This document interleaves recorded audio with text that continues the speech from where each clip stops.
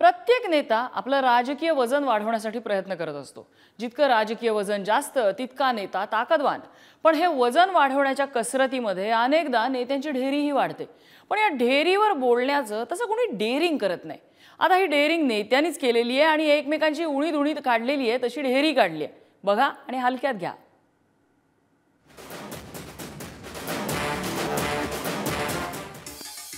मंडळी, हे आहेत जितेंद्र आव्हाड आणि ही आहे त्यांची ढेरी, जी दादांच्या नजरेत भरली।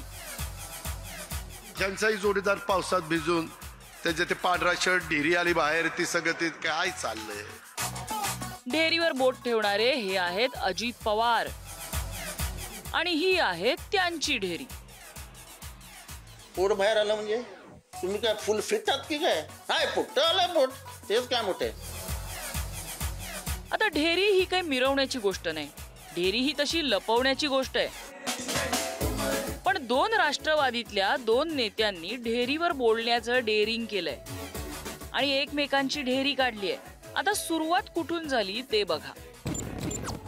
झालं असं की जितेंद्र आव्हाड एका कार्यक्रमादरम्यान पावसात भिजले आणि त्यांचा व्हिडिओ व्हायरल झाला, ज्यात अजितदादांनी त्यांची ढेरी हेरली। लगेच शरद पवारांच्या पावसातल्या ऐतिहासिक सभेची आठवण काढत ठाकरेंसारखं टोमणास्त्र डागलं। वरिष्ठ एकदा पावसात भिजले तसा ह्यांचाही जोडीदार पावसात भिजून त्याचे ते पांढरा शर्ट ढेरी आली बाहेर, ती सगळं ते काय चाललंय, कशा करता चाललंय। आणि त्यांच्यावर हल्ला झाला तेव्हा मी तिथे गेलो, त्याला आठवतंय, नजीबला माहितीये। प्रत्येक वेळेस सगळ्यांना आधार देण्याचं काम केलं, कारण आपल्यात तशी हिम्मत आहे। शांत राहतील तर ते जितेंद्र आव्हाड कसले, तेही बोलले। पोटात ठेवणं हा त्यांचा स्वभावच नाही आणि परिस्थिती बघता तसं करून चालायचंही नाही। पोट बाहेर आलं म्हणजे तुम्ही काय फुल फिट आहात की काय? हाय पोट आलं, पोट तेच काय मोठे। तुमच्याकडे काय सगळे बॉडी बिल्डर आहेत? वर्ल्ड कप म्हणजे सगळे एकदम वर्ल्ड कप वाले आहेत?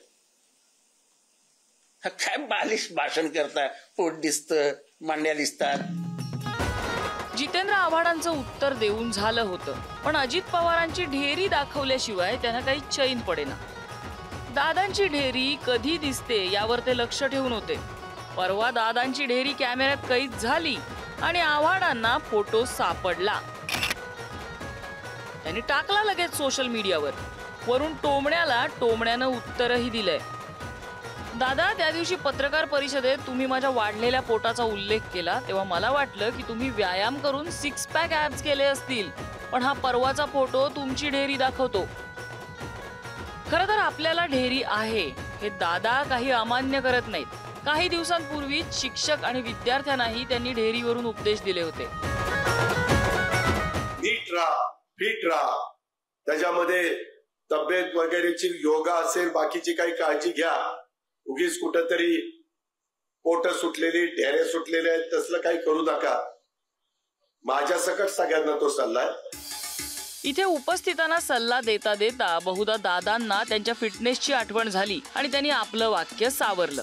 पण आव्हाडांच्या बाबतीत बहुधा ते त्यांची ढेरी विसरले आणि गडबड झाली। मंडळी, कसं आहे, जसं आपल्या घराला काचेच्या खिडक्या असणाऱ्यांनी इतरांच्या घरावर दगड मारण्याच्या भानगडीत पडू नये, तसंच आपली ढेरी झाकताना नाकी नऊ येत असतील तर दुसऱ्याची ढेरी दिसली म्हणून तिच्यावर लगेच कॉमेंट करायची डेअरिंग करू नये। आता पक्ष मिळवण्यासाठी दोन्ही नेते जी काही कसरत करतायत त्या कसरती ढेरी कमी करण्यासाठी फायदेशीर ठरल्या तर जरा बरं होईल। काय म्हणता? अजय माने आणि गुरुप्रसाद जाधव सह ब्युरो रिपोर्ट, पुढारी न्यूज।